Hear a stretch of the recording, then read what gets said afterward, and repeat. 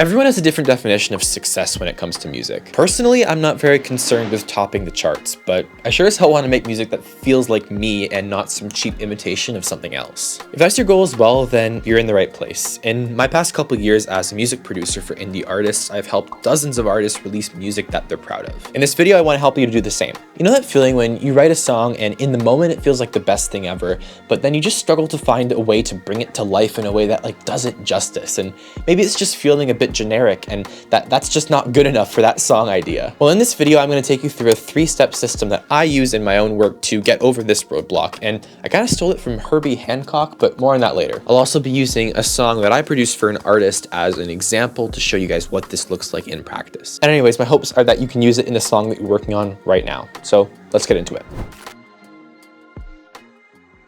So first I want to address something that some of you might be thinking, especially if you've seen my videos before, which is that a good chunk of my channel is dedicated to videos breaking down how to sound like other artists and creating a song in their style. So that seems pretty hypocritical for me to be talking about making music that doesn't sound like anything else, right? Well, in my opinion, this comes from misconception about how unique music and innovation in music actually is made and occurs. It's pretty much impossible to make something unique without a point of reference, and I think it takes a lot of humility to realize that. Doing what I do, I talk to a lot of artists about their music, and many of those artists are gearing up to release their first ever song, and I always ask them about their references, who they sound like, who they pull from, and you won't believe how often I hear like, oh, I don't really want to sound like anybody, or even my personal favorite was I once had an artist tell me that they actively choose to not listen to songs similar to the music they make so they won't get influenced by it. But if you're trying to make interesting music, I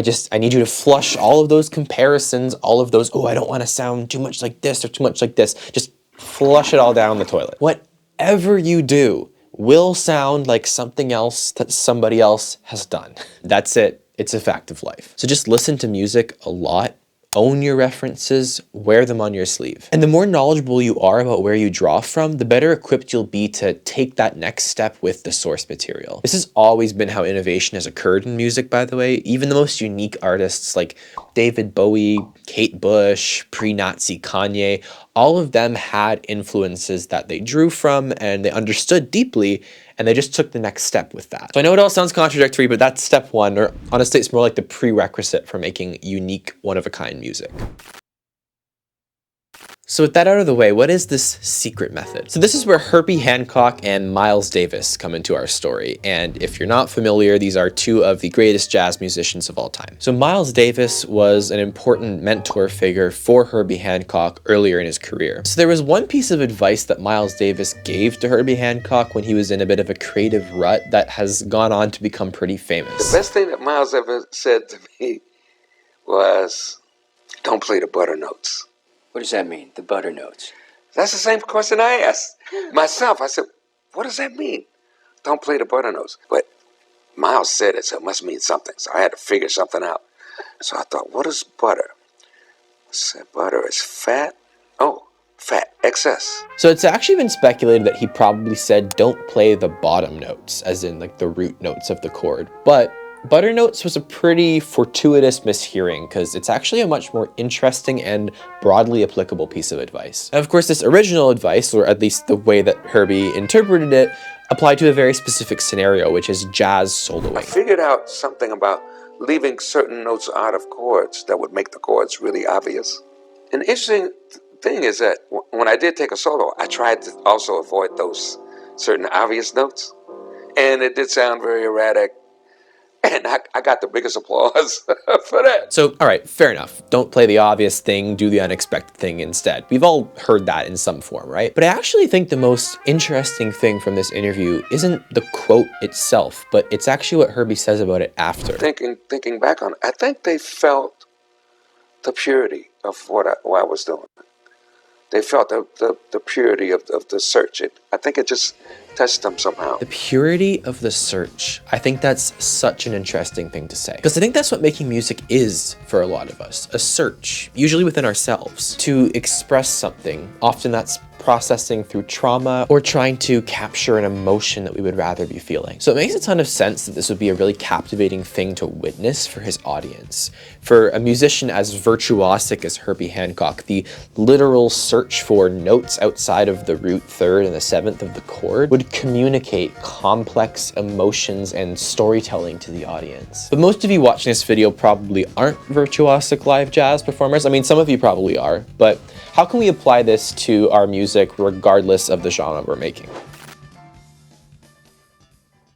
I've always been a big advocate for thinking about music very holistically, and in this instance, that means taking this piece of advice out of the context in which it was originally meant for. So in my version of Don't Play the Butter Notes stand in for what is conventional or what is instinctual, what is like the first typical way of doing things. So here's some examples. The tresillo is a butter note in Latin popular music, and the acoustic guitar is a butter note in traditional folk music. So what I'm talking about here are the really fundamental elements of a genre or sound. And of course, I'm not suggesting that if you're a folk songwriter, you should throw away your acoustic guitar, but I am saying that you should be very aware that a 4-chord lyrical ballad on an acoustic guitar is what is expected of you. Because that means that subverting that expectation in whatever way has the power to be both incredibly jarring or really, really memorable. But it's all about context. The third and the seventh are butter notes in jazz, but they don't exist in a power chord, so they often are almost completely absent in a lot of rock music. The tresillo is a butter note in a Daddy Yankee song,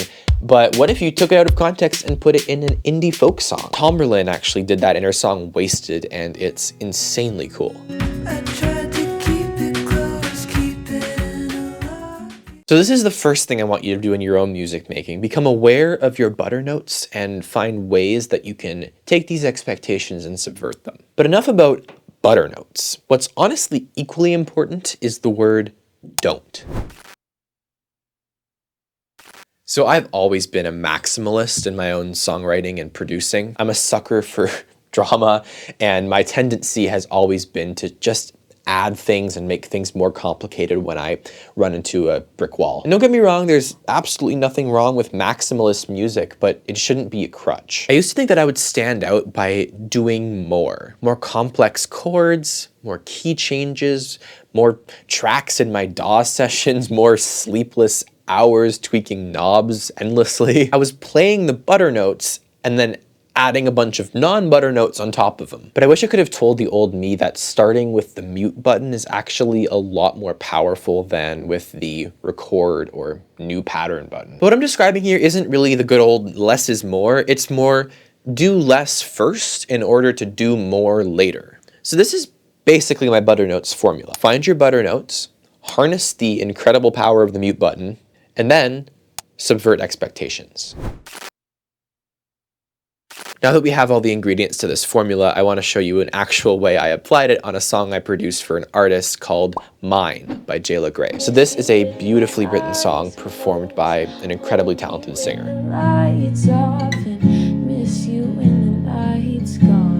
Now, we weren't really going for any kind of subversion in this song. It definitely falls under the umbrella of like a singer-songwriter ballad. So far in this video, I've been giving pretty extreme examples of not playing the butter notes, but I want to prove that this theory can be applied regardless of whether you're trying to redefine your genre or not. So all we wanted to do in this song is make sure that the production was reflecting and supporting the emotion of the songwriting, which in my first draft, it wasn't. I followed my usual instincts for a song like this, and I ended up creating a pretty boring, happy-go-lucky counter melody in the strings section.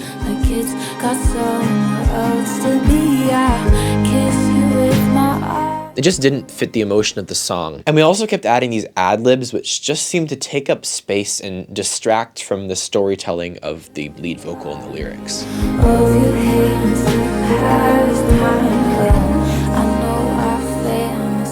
So my butter note here was counter melody, and it was consistently taking away from the best part of the song, which was Jayla's lead vocal. So I took away the counter melody And I even took it a step further and I went right back to the very basics of the song, the guitar part, and I simplified the already simple guitar part. I just swapped out the standard chord shapes for a version in open tuning, which omitted some actual butter notes, most notably the third of the 2 chord. And this just made the harmony more ambiguous in the song.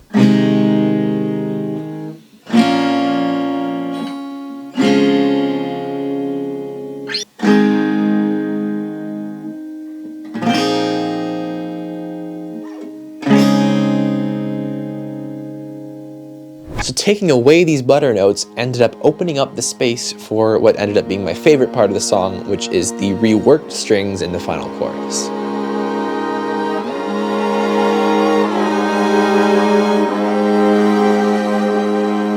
So I emphasized the darker parts of the key, and I used rich voicings with extensions to provide underlying emotion without too much movement to get in the way of the lead vocal. And right near the end of the chorus, I took advantage of the missing third from the 2 chord and added in a note from outside the key, the sharp 4, to make it a major 2 chord. This isn't a theory video, so I'm not going to geek out about it too much, but long story short, it allowed for this wonderful moment at the end of the chorus where we shift back into a major sound.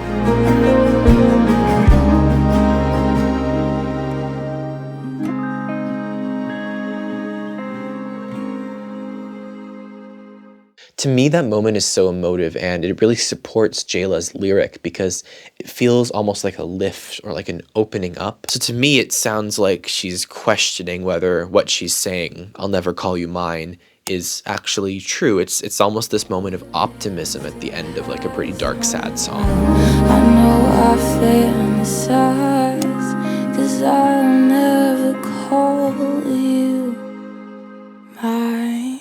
And this moment never would have been possible without removing both a real and a metaphorical butter note. So try it out in the song you're working on right now, and I'd love to hear how it goes. Also, I'm a producer for indie artists, so if you want to work together on a song of yours to uncover your butter notes, feel free to hit the top link in the description to get in touch. And you can fill out a form to see if we're a good fit to work together. I'll catch you guys next time.